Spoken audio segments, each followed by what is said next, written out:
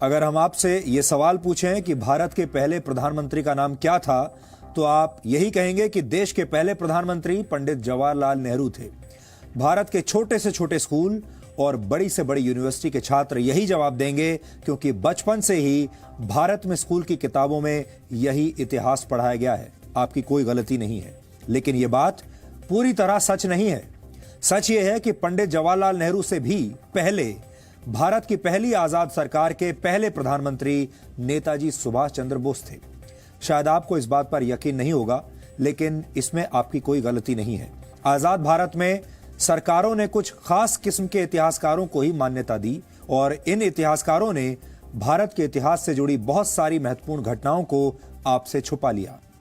नेताजी सुभाष चंद्र बोस भारत की पहली आजाद सरकार के प्रधानमंत्री, विदेश मंत्री और रक्षा मंत्री थे, लेकिन यह बात कभी भी आपको बताई नहीं गई, ना ही आपको पढ़ाई गई।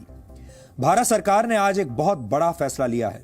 इसी महीने 21 अक्टूबर को भारत की पहली आजाद सरकार की 75वीं वर्षगांठ मनाई जाएगी। इस सरकार को आजाद हिंद सरकार कहा जाता है। यह सरकार 21 अक्टूबर 1943 को बनी थी और इसका अर्थ यह हुआ कि भारत की मौजूदा सरकार ने सुभाष चंद्र बोस द्वारा स्थापित आजाद हिंद सरकार को मान्यता दे दी है। इस मौके पर प्रधानमंत्री नरेंद्र मोदी लाल किले का दौरा करेंगे और वहां आजाद हिंद फौज संग्रहालय का उद्घाटन करेंगे। इसके अलावा इसी वर्ष 30 दिसंबर को प्रधानमंत्री मोदी अंडमान निकोबार जाएंगे, क्योंकि करीब 75 वर्ष पहले 30 दिसंबर 1943 को ही अंडमान निकोबार में पहली बार सुभाष चंद्र बोस ने तिरंगा फहराया था।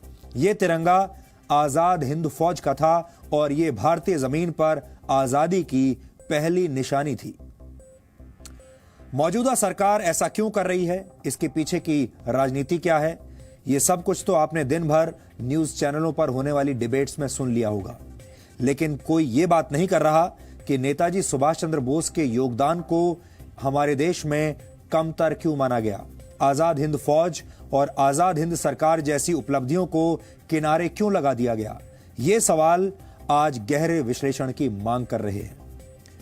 अगर किसी परीक्षा में यह सवाल पूछ लिया जाए कि भारत की पहली आजाद सरकार के प्रधानमंत्री का नाम क्या था और आप उसके जवाब में नेताजी सुभाष चंद्र बोस का नाम लिख दें, तो आपके सारे नंबर कट जाएंगे, क्योंकि यह जवाब गलत माना जाएगा और यही इस देश का सबसे बड़ा दुर्भाग्य है। आजाद भारत के पहले प्रधानमंत्री जवाहरलाल नेहरू थे, लेकिन भारत की पहली आजाद सरकार के प्रधानमंत्री नेताजी सुभाष चंद्र बोस थे। यह फर्क आपको हमेशा याद रखना चाहिए और सुभाष चंद्र बोस को हमेशा उनके हिस्से का सम्मान देना चाहिए, यह मिलना ही चाहिए। भारत की पहली आजाद सरकार की स्थापना और उसकी घोषणा सुभाष चंद्र बोस ने 21 अक्टूबर 1943 को की थी। इस घोषणा के तुरंत बाद 23 अक्टूबर 1943 को आजाद हिंद सरकार दूसरे विश्व युद्ध के मैदान में उतर गई थी। आजाद हिंद सरकार के प्रधानमंत्री नेताजी सुभाष चंद्र बोस ने ब्रिटेन और अमेरिका के खिलाफ युद्ध का ऐलान कर दिया था। उस वक्त 9 देशों की सरकारों ने सुभाष चंद्र बोस की सरकार को अपनी मान्यता दी थी। जापान ने 30 अक्टूबर 1943 को आजाद हिंद सरकार को मान्यता दी। उसके बाद जर्मनी, फिलीपींस, थाईलैंड, मंचूरिया और क्रोएशिया ने भी आजाद हिंद सरकार को अपनी मान्यता दे दी। आजाद हिंद सरकार ने जापान सरकार के साथ मिलकर म्यांमार के रास्ते पूर्वोत्तर भारत में प्रवेश करने की योजना बनाई थी। सुभाष चंद्र बोस ने बर्मा की राजधानी रंगून को अपना हेडक्वार्टर बनाया और तब वहां जापान का कब्जा हुआ करता था। 18 मार्च 1944 को सुभाष चंद्र बोस की आजाद हिंद फौज ने भारत की धरती पर कदम रखा था और उस जगह को अब नागालैंड की राजधानी कोहिमा के नाम से जाना जाता है। आजाद हिंद फौज के शौर्य में कोई कमी नहीं थी, लेकिन 2 प्रमुख वजहों से सुभाष चंद्र बोस की आजाद हिंद फौज कोहिमा से आगे नहीं बढ़ पाई। पहली वजह यह थी कि यह युद्ध जंगलों में लड़ा जा रहा था और तब जुलाई का महीना था और भारी बारिश की वजह से सेना का आगे बढ़ना मुश्किल था। और दूसरी बड़ी वजह यह थी कि आजाद हिंद फौज के पास एयर सपोर्ट नहीं था। ब्रिटिश सेना के पास लड़ाकू विमान थे, जिनके सामने आजाद हिंद फौज के सैनिक मजबूर हो गए। अगस्त 1945 में जापान के हिरोशिमा और नागासाकी में अमेरिका ने परमाणु बम से हमला कर दिया, जिसके बाद जापान ने सरेंडर कर दिया और यह सुभाष चंद्र बोस के लिए एक बहुत बड़ा झटका था। अमेरिका और ब्रिटेन ने दूसरा विश्व युद्ध जीत लिया, लेकिन नेताजी सुभाष चंद्र बोस ने हिम्मत तब भी नहीं हारी। नेताजी आजादी के नए मिशन पर निकले थे, लेकिन यह कहा जाता है कि 18 अगस्त 1945 को ताइवान में हुए एक विमान हादसे में उनकी मृत्यु हो गई। हालांकि उनकी मृत्यु आज भी एक रहस्य है। भारत की पहली आजाद सरकार के पहले प्रधानमंत्री नेताजी सुभाष चंद्र बोस इस घटना के बाद इतिहास के पन्नों में कहीं खो गए। यहां आजाद हिंद सरकार के बारे में भी आपको कुछ बातें जरूर जाननी चाहिए। सुभाष चंद्र बोस आजाद हिंद सरकार के पहले प्रधानमंत्री, रक्षा मंत्री और विदेश मंत्री थे। Lieutenant colonel AC Chatterjee Azad Hind सरकार के वित्त मंत्री थे।